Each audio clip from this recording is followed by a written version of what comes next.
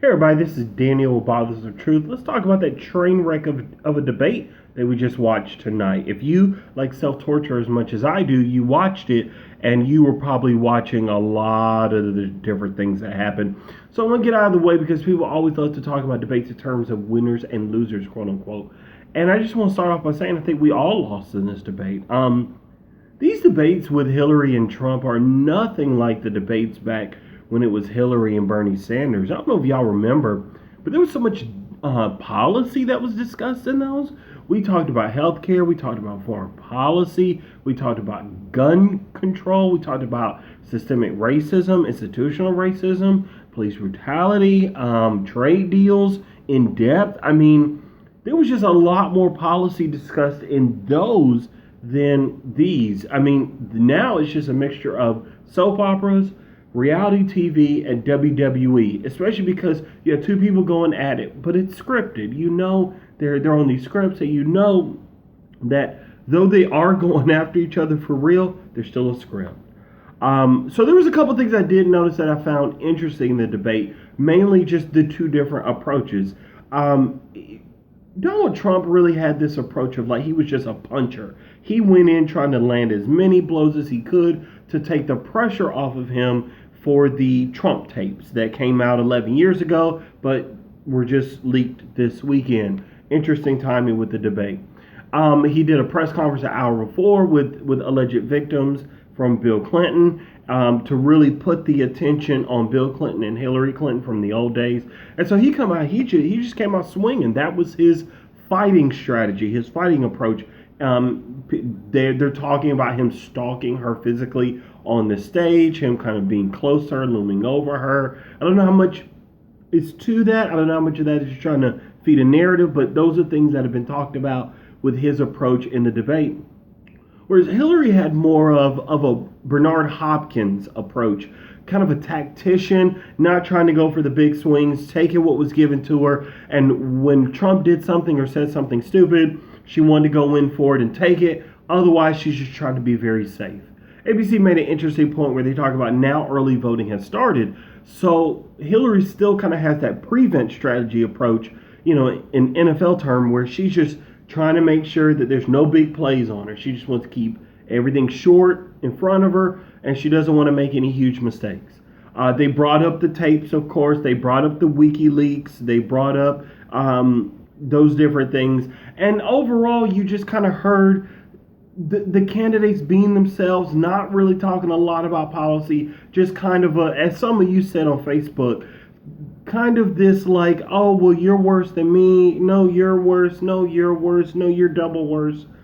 All of that. And it was kind of exhausting. But there were some things that kind of jumped out at me that I thought was interesting. I thought there was a little point in time where Trump was really kind of hammering her and really having some success. I thought that when Hillary was asked what's one thing you would compliment about Trump, she said his kids. I thought that was funny. And I thought that was honest, actually. I don't think she has anything good to say about Trump, especially with his recent comments. And that might have been one of the only honest things she said the whole night. She talked about not occupying Syria, which is surprising. Trump, when he talked about Syria, I just wasn't convinced he really knew what he was talking about. Hillary talked about no-fly zones again, which I roll. She's a war hawk. This is part of the reason I don't support her. She's just too hawkish for me. But I do find it interesting with Trump. He talked about disagreeing with his VP Pence on Syria and that they haven't talked about it. That is a big statement. That's the kind of thing that may actually help Trump because it's so stupid. It makes no sense that you haven't discussed this with your VP. None at all. Yet, because he went in being attacked for these tapes, this is the kind of thing that could take the attention off of that and now put it onto something different. Now, Pence has come out and said that he's glad to stand by Trump's side, which, of course, he's saying that. That's Pence for you. But that's the kind of thing that could actually help Trump because it moves him forward away from the dialogue that was kind of hurting him in the polls before today. I'm not trying to do a comprehensive debate breakdown. I'm pulling out things that you guys brought up, things that I brought up. Many of you saw the sniffles again. That was trending on Twitter. Many of you noticed that he wasn't answering questions. I felt like there was a point I didn't know what he was talking about. And there was also times when I could tell she was dodging questions like about her public-private position with WikiLeaks. There was just ways that she was meandering through, not answering things dead on. And they both did it. I mean, we know who they are. I don't watch these debates in order to be informed because there's very little policy going on. Like I said, there was a lot more back in the Bernie Sanders Hillary days in those debates. Instead, I watch them to see just how we're being manipulated by the mainstream media and this garbage that they're putting in front of us, trying to pass it off as something substantive. There was one interesting thing I want to touch on that ABC talked about at the end of the debate afterward.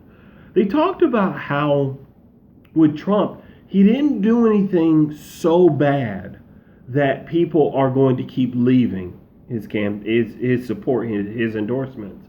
They said he quote unquote stopped the bleeding. And I think this is one of my issues with Trump and his campaign and the way he's been treated. He has such a low bar, such a low standard by people that it's sickening. This man's never held a government position. He doesn't show himself to be politically competent when it comes to foreign policy. Yeah, he talks well on trade, but I don't trust anything he says. Trump University, his history, I just don't believe anything that Trump says. And his comments about women have been disgusting the entire political season. It's not brand new. It's just some of y'all who are offended, you didn't think he was talking about you. Once you realized he was talking about you, married women, then some of y'all got offended. Then some of you fathers said, well, how can I justify defending him with my daughters if they ask me? Well, you should have been asking yourself that when this whole thing began and he said crazy things. You should have asked yourself that with Trump University. But that's a digression, and I could go on all night about that. So they say he stopped the bleeding. I think that that's just keeping the bar low for him, and I don't think he deserves it. I think the future president of the United States should have a high bar, and I don't think, just to be clear, because some of y'all are getting ready to start trolling, I don't think either one of the big candidates meet that bar. That's just me personally. So that's overall my thoughts on the debate. Shout out to Martha Raddatz because you could tell she was getting so annoyed with the fact that he kept talking over her. He kept complaining about 30 seconds a minute, just stealing as much time as he could so he could yell about Hillary more. So it was an interesting debate nonetheless. I think they did try to hold them accountable. I still wish there was fact-checking worked into the very debate itself. But, I mean, I don't have a lot of expectation for these debates. I try to be informed about them. I try to make them entertaining for those of you who follow me on Facebook so that we all understand that this isn't real. Let's not take these debates seriously. Let's take the research seriously, the research into policy positions seriously. That is what we need to take seriously. So that's been Daniel with the Bottles of Truth. I can't wait to hear what you think in the comments. Tell me what you think about this debate tonight. What were your thoughts? What were your feelings on it? Did it change anyone's mind? I doubt that it did, but I'd love to hear from you. This has been Daniel with the Bottles of Truth.